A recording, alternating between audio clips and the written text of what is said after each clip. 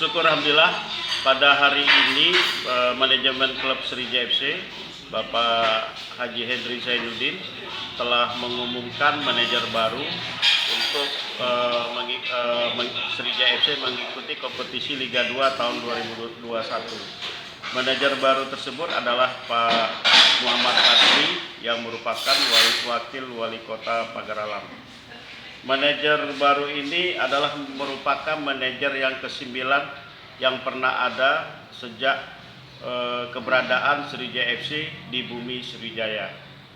Jadi dari tahun 2005 dari Pak Bakti Setiawan, ada Pak Amal Satarbiji, ada Pak Baryadi, ada Pak Hendri Zainuddin, ada Pak Robert Heri, ada Pak Nasrul Umar, ada Pak Ucok Hidayat, ada Pak Hendri Zainuddin kembali, dan akhirnya sekarang kita mendapatkan manajer baru Pak Muhammad Fadli yang merupakan mungkin merupakan manajer termuda Srija FC dalam umur beliau sekarang memasuki usia 36 tahun.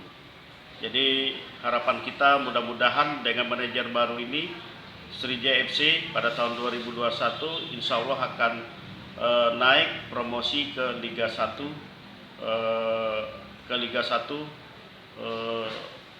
pada tahun 2021 ini. Mungkin